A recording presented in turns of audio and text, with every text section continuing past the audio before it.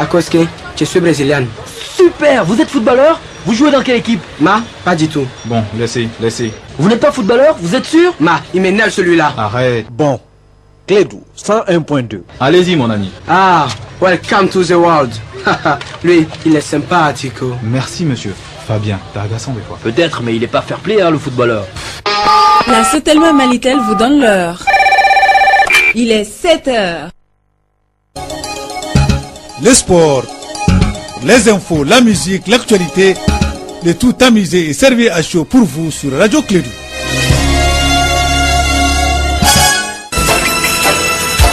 Radio Clédou, le journal. Avec Sotelma Malitel.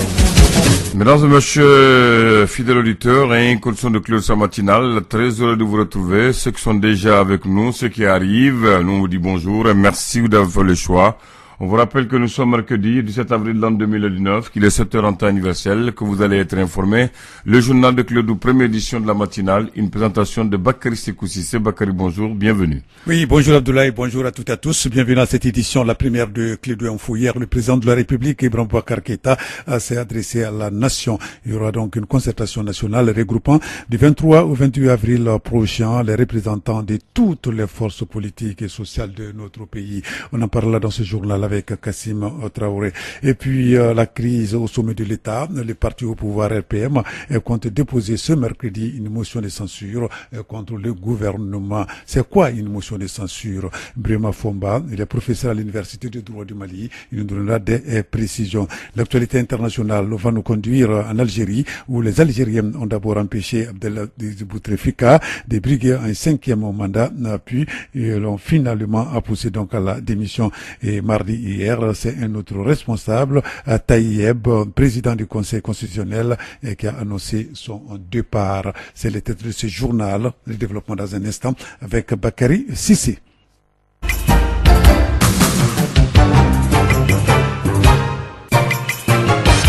Mercredi 17 avril 2019, la première session d'information de Clédou Info. Je le disais tantôt, le président de la République, Ibrahim Boubacar Keïta, s'est adressé hier à la nation. Il y aura une concertation nationale regroupant du 23 au 28 avril prochain des représentants de toutes les forces politiques et sociales du pays. L'école et la situation au centre du pays sont les autres sujets abordés par le président de la République lors de cette adresse à la nation. Kassim Traoré pour plus de précisions.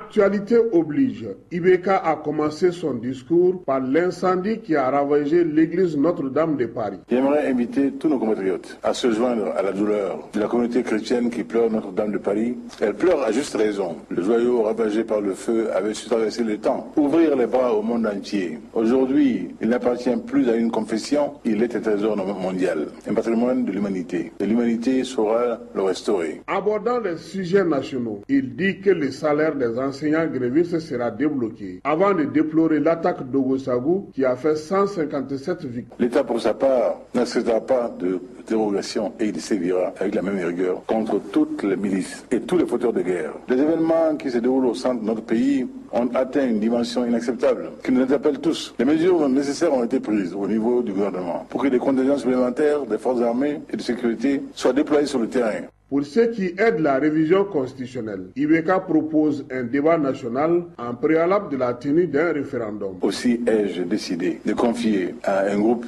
d'éminentes personnalités la tâche de diriger cette concertation nationale qui se réunira du 23 au 28 avril 2019, qui réunira tous les représentants de toutes les forces politiques et sociales de notre pays. Les remarques et propositions issues des travaux de ce cadre de concertation seront prises en compte dans l'avant-projet de loi portant révision de la Constitution du 25 février 1992. Lors de son adresse à la nation, la principale revendication des Maliens relative à la démission du Premier ministre n'a pas été évoquée par le président Ibeka.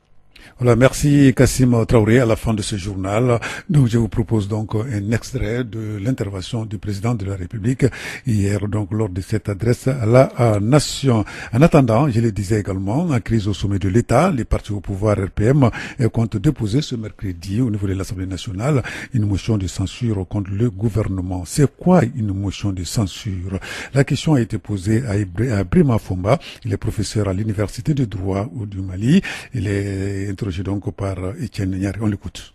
il faut comprendre par là que c'est un moyen constitutionnel pour gérer une crise. Donc c'est un moyen pour gérer la crise actuelle. Parce qu'il y a une crise actuelle au Mali, une crise qui est qu'il y a, je ne dirais pas un rejet, mais il y a une désapprobation relative du Premier ministre actuel, aussi bien au niveau de l'opposition que dans le camp même de la majorité. Donc ça, c'est vraiment une crise politique. Et face à une telle crise, heureusement que la Constitution offre des moyens institutionnels pour gérer cette crise. Donc c'est la motion de censure qui permet de régler cette crise en permettant aux députés de renvoyer le Premier ministre. Donc si les députés renvoient le Premier ministre, naturellement c'est un message au président de la République qui, pour rester conforme au jeu institutionnel, doit en tirer les conséquences. Naturellement, il peut en tirer les conséquences de deux manières. Soit que, pour ne pas aggraver la crise, il se plie à ce que sa majorité demande, la majorité parlementaire demande, auquel cas, il doit choisir un autre Premier ministre. Ou alors il ne veut pas s'y plier à la volonté de sa majorité, auquel cas, la Constitution aussi lui donne cette possibilité, il peut dissoudre l'Assemblée nationale. En ce moment, c'est le peuple malien qui sera le dernier arbitre. Mais ce que moi je veux dire ici à ce niveau, parce que j'entends beaucoup de commentaires sur la question, c'est-à-dire qu'il faut que les Maliens comprennent quelque chose. Et c'est pas par hasard que la Constitution a prévu ces mécanismes-là. Il ne faut pas avoir à mal, hein. Ce sont des moyens institutionnels pour gérer les crises politiques. Et si on se refuse à les utiliser en évoquant d'autres arguments, on crée les conditions des crises politiques graves. C'est-à-dire on crée les conditions d'une sortie des institutions et cela peut déboucher à un coup d'État. Moi je rappelle que à la fin du régime de Amadou Toumani Touré, on a connu plus ou moins cela. Ça n'allait pas du tout. Il y avait le pays, ça n'allait pas, le gouvernement était mis en cause et ils ont même tenté d'utiliser cette formule de motion de censure. Mais ils y ont renoncé parce que les députés ont eu peur qu'en réaction, le président ne vienne dissoudre l'Assemblée. Donc comme ils ne voulaient pas perdre leur mandat, ils ont renoncé et vous avez vu la conséquence, ça a été un coup d'État. Voilà, donc là, c'était Brima Fomba, il est professeur de droit à l'Université du Mali. Il est interrogé par Etienne Niaré. La Confédération des coopératives des producteurs de coton s'est fixée comme objectif cette année plus d'1 million de tonnes pour la saison 2019-2020. C'est la principale décision prise lors d'un forum sur le lancement de la campagne de production de coton. Kassim Traoré, reportage.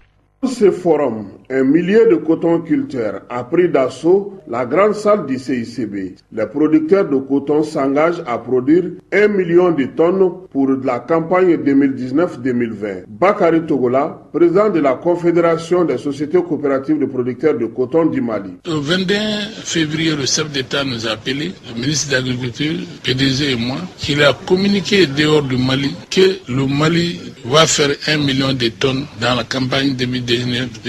J'ai dit, monsieur le président, si les conditions sont réunies, c'est même pas problème. Que la subvention de l'engrais continue, l'opération des traiteurs continue et un prix raisonnable pour le coton. Les 7761 coopératives ont convenu les perspectives de la nouvelle campagne cotonnière, les voies et moyens d'atteindre cet objectif de production. Lors de cette rencontre, le prix d'achat du coton a été fixé à 275 francs le kilogramme par l'État pour les encourager à produire plus.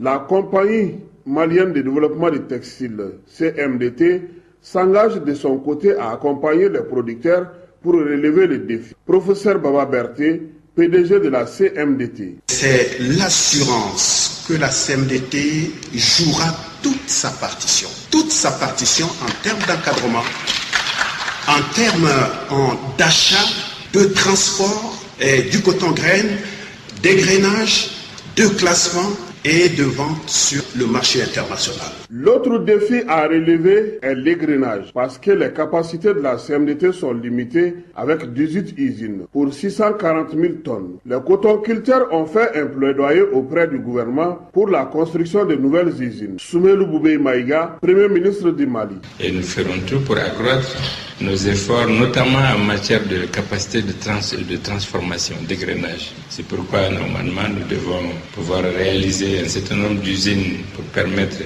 d'avoir les capacités d'égrainage et des quantités qui seront produites. Le coton fait vivre 4 millions de Maliens, contribue au produit intérieur brut à hauteur de 15%. Comme pour dire, l'augmentation de la production cotonnière ne fera qu'améliorer les revenus des cotonculteurs. Merci Kassim Traoré, comme vous l'avez dit, avec une production record de plus de 700 000 tonnes par an sur les 2 dernières campagnes, grâce notamment à une pluviométrie favorable. Le Mali est redevenu le champion africain du coton, dont la culture fait vivre 4 millions de personnes, soit un quart de la population malienne. Clé d'info, première édition.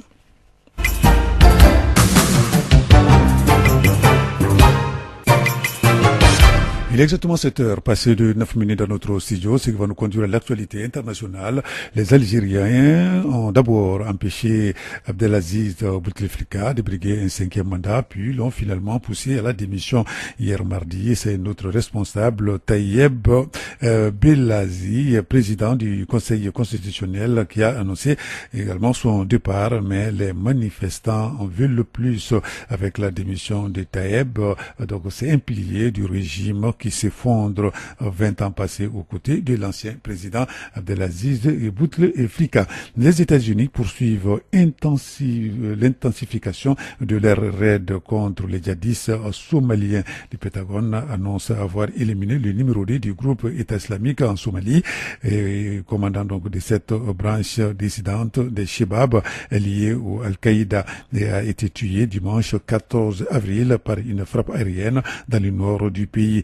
Selon les autorités locales, Abdel Hakim a été tué avec l'un de ses hommes quand sa voiture a été pulvérisée par un missile américain alors qu'il circulait dans un village de la région de Bari, à l'extrême nord de la Somalie.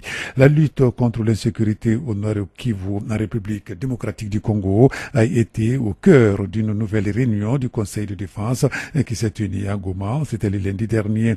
Elle était présidée par le président Félix Tshisekedi, qui effectue sa première tournée dans l'intérieur du pays depuis son investiture. À l'issue de la réunion, Balise Olongo, actuellement ministre de l'Intérieur par intérim, a rapporté des engagements pris par le président congolais au cours de cette réunion.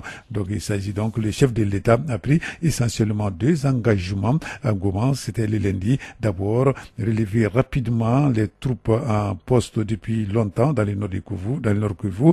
Ensuite, apporter des moyens supplémentaires aux forces armées congolaises dans leur lutte contre les groupes armés dans cette zone, des moyens matériels, financiers et humains.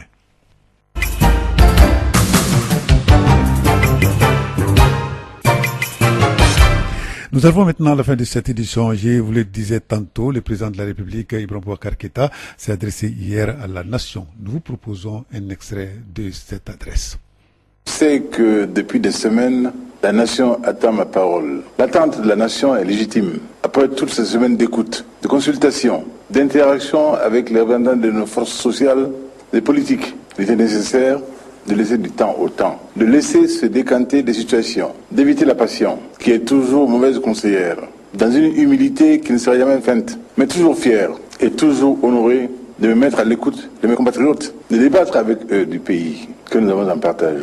Cher Mali, ce cher Mali que chacune et chacun doit mettre au-dessus de soi. Ce Mali millénaire et éternel que chacun d'entre nous porte profondément en son cœur, que nous avons tous et chacun égale obligation de porter, d'accompagner, de protéger et de faire rayonner. Ce bateau Mali qui tanguera sans doute, mais qui ne chavirera jamais, comme le chantent si bien nos poètes traditionnels quand ils disent notre glorieuse geste national. En d'autres temps d'épreuves rédhibitoires pour l'État, la nation, la démocratie, mais des épreuves qui furent heureusement surmontées. Cependant, avant d'aller plus avant, j'aimerais inviter tous nos compatriotes à se joindre à la douleur de la communauté chrétienne qui pleure Notre-Dame de Paris. Elle pleure à juste raison. Le joyau ravagé par le feu avait su traverser le temps, ouvrir les bras au monde entier. Aujourd'hui, il n'appartient plus à une confession, il est un trésor mondial, un patrimoine de l'humanité. Et l'humanité saura le restaurer. Comme elle le fit hier avec les monuments de Tombouctou. démolis dans un passé récent par la folie destructrice de ceux-là qui ne rendirent pas ce faisant un quelconque service à notre islam vénéré.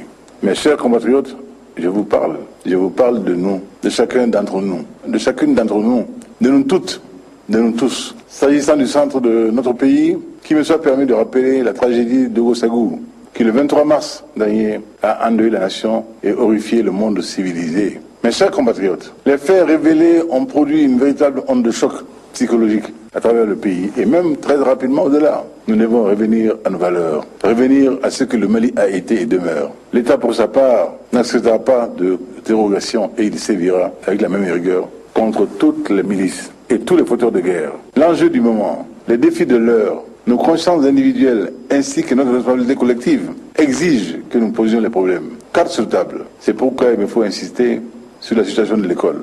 La nécessité impérieuse de stabiliser notre système éducatif. Pour ma part, il n'est pas question de laisser l'enseignant être le parent pauvre du développement de la nation. J'ai instruit le gouvernement de trouver dans un point d'équilibre, un terrain d'entente, via une négociation intelligente, et ce, dans le respect mutuel, dans les limites bien comprises, de ce que l'État peut consentir tout de suite et ce qu'il ne pourrait concéder que plus tard. Les salaires des enseignants grévistes seront débloqués. Je m'y suis engagé et ce sera fait, Inch'Allah. Mes chers compatriotes, je ne peux cependant pas ignorer le fait que parmi les représentants des forces politiques et sociales rencontrés la semaine dernière, figurent des interlocuteurs qui, animés de raisons positives, ont souhaité que se poursuive et s'approfondisse le débat autour des évolutions prises en charge par la révision constitutionnelle. Cela afin de renforcer le consensus populaire autour de la future loi fondamentale. Mon souhait n'est pas non plus de mettre à la marge d'une entreprise aussi importante pour l'avenir de notre pays les formations politiques et les associations qui souhaitent l'organisation d'un débat national en prélude à la tenue d'un référendum. Aussi ai-je décidé de confier à un groupe d'éminentes personnalités la tâche de diriger cette concertation nationale qui se réunira du 23 au 28 avril 2019, qui réunira tous les représentants de toutes les forces politiques et sociales de notre pays. Les remarques et propositions issues des travaux de ce cadre de concertation seront prises en compte dans l'avant-projet de loi portant révision de la Constitution du 25 février 1992. Celui-ci sera adopté à l'issue d'un conseil des ministres avant d'être déposé à l'Assemblée nationale. Durant toute cette période, j'annulerai tout déplacement hors du pays pour me consacrer entièrement à votre écoute. Je donne les épaules pour cette charge. Qu'il ne me les donne que pour le seul bénéfice du Mali, pour l'honneur et le bonheur du seul Mali. Qu'ensemble, opposition, majorité, société civile, nous nous donnions la main pour bouger les trous de la jarre. Il l'a dit, si tous les fils du royaume venaient par la main assemblée, bouger les trous de la jarre percés, le royaume serait sauvé. Oui, Guézo avait raison. À éviter que les comportements extrêmes ne balaient la pondération bien connue de notre peuple. Il nous faut donc écouter et amplifier les voix qui nous appellent à la raison et surtout à l'unité. C'est ensemble que nous nous préservons. C'est ensemble que nous nous sauverons. Évitons donc d'allumer de nouveaux brasiers en dispersant les braises de la discorde et de l'intransigeance. Ainsi que nous y invite notre hymne national pour le salut public, forgeons le bien commun. Clédou Info, première édition, il est exactement 7h, passé de 17 minutes dans notre studio. C'est la fin de cette édition. Merci de l'avoir suivi. Présentation Bakary Sissé, mise en œuvre Abdoulaye Andane. Restez avec nous dans un instant. La chronique électe sur notre antenne. Radio Clédou, le journal avec Sotelma Malitel.